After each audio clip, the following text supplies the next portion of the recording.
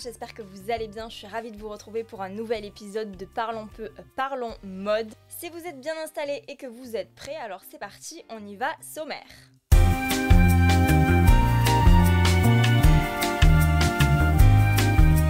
Dans l'actualité mode de la semaine, on va parler de Heaven, une collection imaginée par le célèbre designer américain Marc Jacobs. Une collection qualifiée de polysexuelle, c'est-à-dire une collection qui dépasse le genre. On en parle tout de suite. Notre portrait de la semaine est dédié à Maria Grazia Chiuri, la directrice artistique de la maison Dior. C'est grâce à elle qu'aujourd'hui Dior transpire de valeurs féministes. On va revenir aujourd'hui sur son histoire et sur une esthétique artistique. Dans la rubrique iconique, on va parler d'une basket que je surkiffe. Il s'agit de la Nike Air Force One. Et bien figurez-vous que cette basket a failli ne pas exister en 2020 et je vous raconte pourquoi dans quelques instants. Enfin, l'influenceuse de la semaine, c'est Xenia Adons ou Xenia Overdose du nom de son blog. Elle cartonne sur Instagram, elle a aussi sa chaîne YouTube et ses looks sont tout le temps repris par les magazines de mode. On va essayer de comprendre pourquoi. Allez,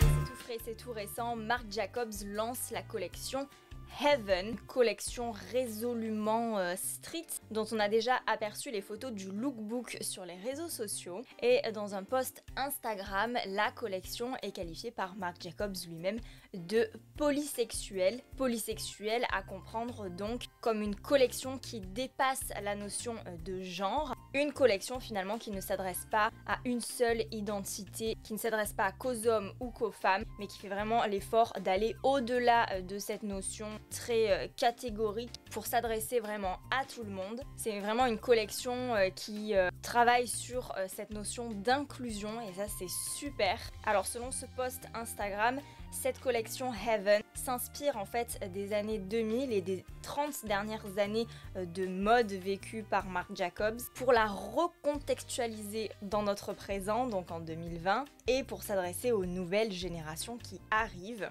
Donc voilà, je pense que c'est vraiment une collection qui réunit toutes les valeurs de la mode en ce moment, c'est-à-dire s'inspirer de l'ancien pour faire du nouveau avec une vibe très 90-2000. On surfe un petit peu sur nos sentiments nostalgiques pour s'adresser aux nouvelles générations. Le tout avec, comme je vous le dis, une dimension qui dépasse la notion de genre. Marc Jacobs, il pouvait pas mieux tomber. D'autant que c'est une collection qui est abordable. Apparemment, les prix sont entre 35$ et 350$. Donc là encore, bon point. Et puis, bien sûr, aujourd'hui, pour qu'une collection soit réussie, eh bien, il faut qu'elle soit représentée par des icônes. Donc c'est chose faite, plusieurs de ces muses posent justement pour cette collection Heaven, dont Yoon Ambush dont je vous avais parlé dans un épisode précédent. Donc voilà, je trouve que c'est un projet très chouette dont je voulais vous parler aujourd'hui. Et puis toujours à propos de Marc Jacobs, pour ceux qui s'intéressent à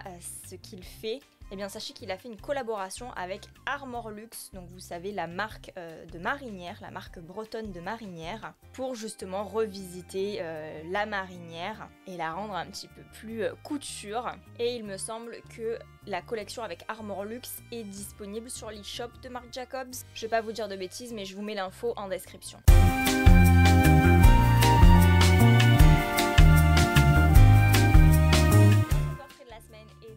À Maria Grazia Chiuri. Alors j'espère que je le prononce bien parce que à chaque fois que j'entends prononcer son nom sur internet, je ne l'entends jamais prononcer de la même façon. Bon, alors en plus moi comme vous le savez, je parle italien, je me dis bon, j'aurais peut-être dû demander à un ami italien de me le prononcer avant de vous faire l'émission. Mais bon oui, c'est H en italien, c'est que. Donc Maria Grazia Chiuri.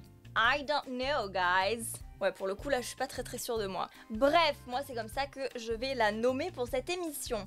Bon, du coup, voilà, vous le savez, elle est italienne. Elle a 56 ans et vous avez forcément dû en entendre parler ou même la voir, ne serait-ce qu'à la télé, dans les magazines ou quoi, parce qu'elle a quand même un physique très reconnaissable. En fait, elle a une esthétique particulière.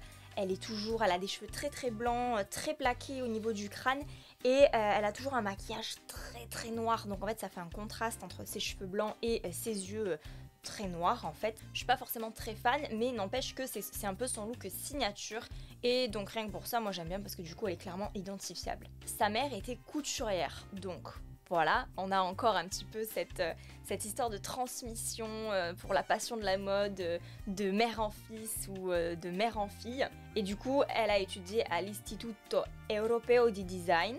Et bien sûr, elle a fait ses armes chez des maisons très prestigieuses, d'abord chez Fendi, où en fait elle débute. Son rôle est de concevoir les lignes de sacs à main. Petite parenthèse, moi chez Fendi, il y a un sac que je kiffe depuis des années. C'est, vous savez, le sac Picaboo. Mais alors ce sac, mais le sac de mes rêves quoi, mais vraiment j'adore ce sac. On ferme la parenthèse. En 1999, elle rentre chez Valentino, où elle sera donc responsable des lignes d'accessoires. Donc on voit un petit peu la continuité dans son parcours.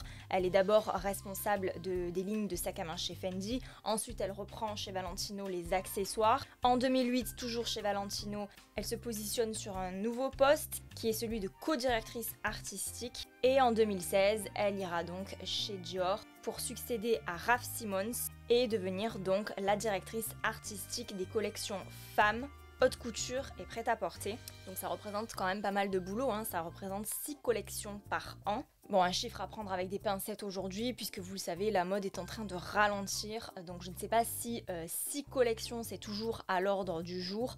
En tout cas, voilà, c'est quand même énormément de boulot. Et en fait, ce qui marque un peu son arrivée chez Dior, c'est que c'est la première femme à occuper le poste de directeur artistique, donc directrice artistique, depuis la création de la maison en 1946. Et justement, en clin d'œil à ce fait historique dans la mode, elle va imprégner ses collections de féminisme en véhiculant sur des t-shirts, sur des broderies, des messages féministes, des messages d'empowerment pour les femmes. Et ce que j'aime aussi, c'est que elle fait ça mais tout en respectant la ligne Dior et en exploitant à fond notamment le côté un peu minimaliste, chic, intemporel de chez Dior. Moi j'aime vraiment beaucoup ce qu'elle fait. Je trouve que c'est une élégance mais vraiment folle. On reconnaît la patte italienne. Les Italiens, ils ont vraiment cet œil pour la qualité, le haut de gamme. Ils travaillent vraiment sur ça et les Italiens, ils ont toujours vraiment beaucoup de goût. Et ça se ressent vraiment chez Dior, du coup, grâce à Maria Grazia Chiuri. Et en plus, la madame, c'est pas n'importe qui, puisqu'elle est quand même décorée. En 2017, elle a reçu le Glamour Award du designer de l'année, plus le Glamour Award for the Fashion Force. Et en 2019, elle a carrément été décorée de la Légion d'honneur en France. Rien à dire, franchement, un exemple en matière de mode.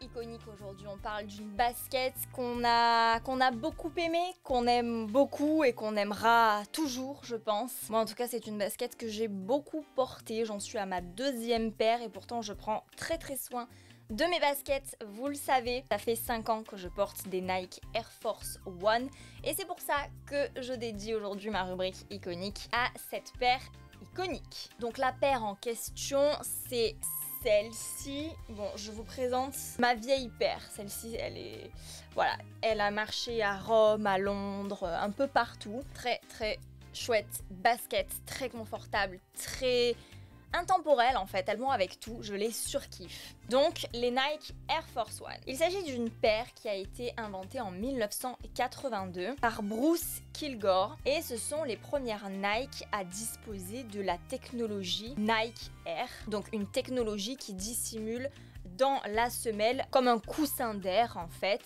qui permet d'amortir les pas. Et ça, c'est une qualité qui est très recherchée, notamment pour les sportifs et du coup pour les basketteurs, puisque c'est une chaussure qui a été dessinée et destinée aux basketteurs. Et en fait, elle s'appelle les Nike Air Force One, tout comme l'avion du président américain, parce que le but de cette chaussure était de pouvoir atteindre les sommets de la légèreté. Donc de voler comme Air Force One, quoi.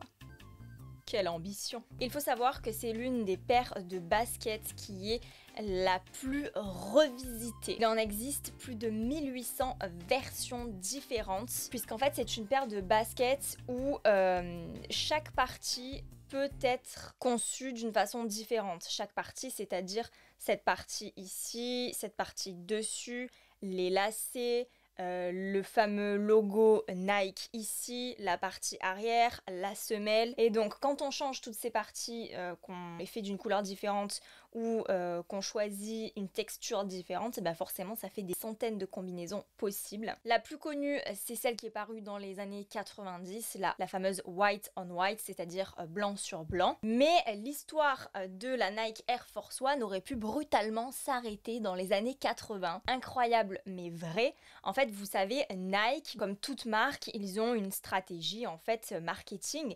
Et à l'époque, la stratégie était de renouveler constamment les produits proposés. Et il se trouve que la Nike Air Force One, ça a été un véritable succès dès le début, dès la sortie de ce modèle-là. Mais justement, pour respecter leur politique marketing, ils ont décidé d'arrêter la production en 1984. Du coup, tous les fans de la Nike Air Force One, qu'est-ce qu'ils ont fait? Ne pouvant pas s'acheter de nouveaux modèles, eh bien ils ont commencé à customiser leurs anciens modèles en mettant des lacets de couleurs, en faisant du art painting dessus, ce genre de choses. C'était sans compter l'intervention de The Three Amigos. Alors, je ne connaissais pas l'histoire, mais vraiment quand je l'ai lu, j'étais morte de rire. En fait, c'est 3 revendeurs américains, donc 3 patrons de magasins de chaussures américains, qui voulaient absolument pouvoir revendre la Nike Air Force One à leurs clients qui ne faisaient que leur demander ce modèle. Du coup, ils sont carrément allés chez Nike, ils ont demandé, voilà, est-ce que vous pourriez pas nous refaire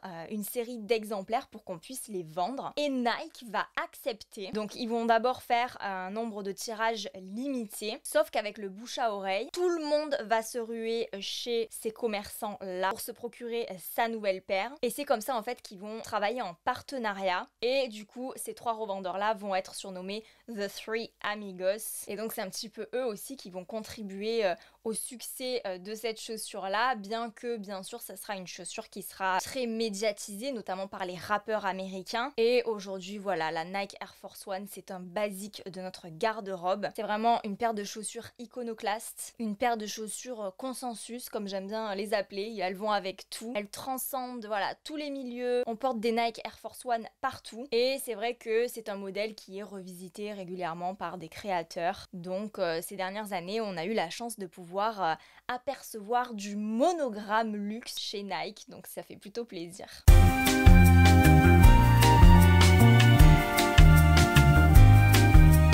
Notre influenceuse de la semaine, c'est Xenia Adons, plus connue sous le nom de Xenia Overdose, du nom de son blog. Elle cumule actuellement plus d'1,5 million abonnés sur Instagram, et elle a des looks très, moi j'appelle ça des looks fashion week, c'est-à-dire des looks qui sont un petit peu avant-gardistes et très couture, donc assez sophistiqués. Même si les pièces sont souvent des basiques, c'est quand même des basiques qui restent assez sophistiqués dans leur approche du basique. En tout cas, la façon de coordonner ces basiques-là est assez moderne et avant-gardiste. Et du coup, grâce à ce style-là, elle a une visibilité monstre dans le domaine de la mode, sur tout ce qui est street style, comme une certaine Caro Dour dont on a déjà parlé il y a quelques semaines. C'est vrai qu'à chaque fois qu'il y a des lookbooks dans les magazines, à chaque fois qu'il y a un petit peu voilà des pages où on fait un décryptage de look, il y a très souvent Xenia Adons. Faut dire aussi que c'est une très jolie nana, elle est blonde, grande, svelte, très healthy. Elle est née en Russie, elle a été élevée en Allemagne, mais par contre elle vit à Paris. Et moi en fait je l'ai découverte à l'époque où je suivais une autre influenceuse qui s'appelle Emitaz. Et c'est vraiment dans les vidéos d'Emitaz que j'ai découvert Xenia Adons. Elle est très friendly, j'aime beaucoup son caractère. D'ailleurs un fun fact sur elle, elle kiffe les brocolis, mais genre c'est sa vie, elle mange que des brocolis. Et genre à chaque fois sur Insta quand elle mange des brocolis, mais elle est trop contente quoi, mais what? Bon, perso, moi aussi, je kiffe les brocolis. C'est trop bon, manger des brocolis. Alors, j'ai remarqué aussi que elle a commencé vraiment à décoller sur les réseaux sociaux à l'époque où elle s'est coupé les cheveux. Alors, je ne sais pas si les gens ont commencé à la suivre parce qu'elle s'était coupé les cheveux et que donc, du coup, elle avait une personnalité un petit peu plus sophistiquée que ce qu'on voyait sur les réseaux sociaux, ou si, tout simplement, elle s'est coupé les cheveux à la période où ça a commencé à décoller. J'en sais rien. Je sais pas s'il y a une relation entre entre les deux. Mais en tout cas, voilà. Elle a vraiment commencé à décoller à partir du moment où elle a eu ses cheveux courts. Il y a deux teams hein, chez Xenia, ceux qui l'aiment avec les cheveux longs, ceux qui l'aiment avec les cheveux courts. Moi quand elle s'est coupé les cheveux, ça m'a choquée, j'étais dégoûtée parce que je la trouvais tellement belle avec ses beaux cheveux blonds, wavy et tout ça. Mais en fait maintenant, quand je la vois avec ses cheveux courts et que je la revois avec ses cheveux longs, mais je me dis non en fait, ça fait tellement maintenant partie de sa personnalité ses cheveux courts que maintenant en fait quand je la vois avec ses cheveux longs, il y a un truc qui va pas en fait. Comme quoi c'est fou hein, comme le cerveau il s'habitue aux choses. Bref, elle a une marque qui s'appelle Attire the Studio, Attire the Studio, en version bien Frenchy. Et comme beaucoup de marques qui fleurissent comme ça sur Instagram ou qui sont la propriété des influenceurs, bien sûr c'est une marque qui respecte hein, les codes éthiques, les valeurs de notre temps. Donc c'est une marque qui respecte 4 fondamentaux, à savoir des basiques, toujours dans cet esprit de durabilité, de transmission, d'intemporel. La transparence, donc comme chez par exemple Jerf Avenue, la marque de Mathilda Jerf dont on parlait il y a quelques semaines, fait vraiment un gros effort en fait sur la communication, c'est-à-dire qu'elle vend un produit mais le consommateur est au courant de A à Z au niveau des matières qui sont utilisées, au niveau des conditions de travail des ouvriers, patati patata, très bien. Donc bien sûr production éthique et enfin qualité et design, bien sûr. J'ai envie de vous dire, quand on lance une marque un peu haut de gamme, voilà, qualité design c'est indispensable. Je trouve que c'est une marque qui lui correspond totalement. Bon, en même temps, à chaque influenceuse qui se lance dans une marque, voilà, il y a clairement une identité, hein, l'identité qui correspond à l'influenceur. Xenia Adons, elle a vraiment réussi à mettre son ADN dans sa marque et franchement c'est plutôt cool. J'aime beaucoup ce qu'elle fait, franchement. Je trouve qu'on surfe un petit peu sur la vague Emma Hill dont on parlait la semaine dernière. Vous savez, voilà, un look intemporel qu'on ressort dans 10 ans, il a pas pris une ride. Moi j'aime beaucoup ça. En ce moment je suis beaucoup à la recherche de basiques. Je suis un peu en train de redéfinir totalement mon look. Autant à une époque je voulais être très sophistiquée, avoir des pièces très originales. Autant maintenant, eh ben, j'assume complètement mes looks basiques, j'assume de porter du noir, ma couleur préférée. Longtemps j'ai complexé parce que voilà, je mettais pas de couleur et je me disais oh là là, c'est pas très sophistiqué, c'est pas très original la façon dont tu t'habilles, t'es tout le temps habillée en noir. Mais en fait, je suis en train de prendre conscience que si je suis bien en noir, pourquoi je ne mets pas de noir en fait? Et pareil, si je suis bien en basique, pourquoi je ne porte pas de basique? Tout ce qui est monochrome, tout ce qui est noir, tout ce qui est gris, blanc, basique, finalement c'est vraiment les seules choses qui restent au fil des années dans ton dressing et ça c'est super important et je pense que voilà, Xenia Adons avec sa marque c'est vraiment ce qu'elle impulse et je trouve que c'est vraiment cool. Donc 10 sur 10 Xenia. Bref, c'est tout pour aujourd'hui, j'espère que cette émission vous aura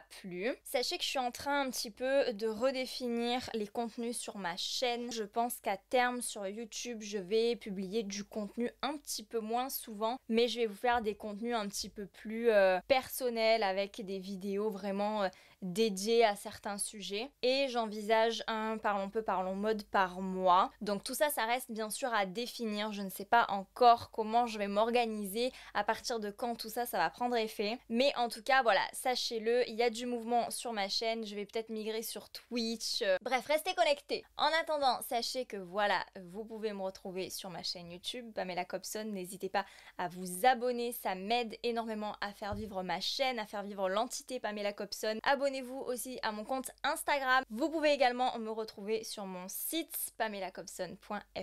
Je vous souhaite une excellente semaine, prenez soin de vous. On se retrouve très vite dans une prochaine vidéo ou tout de suite sur ma chaîne. Ciao!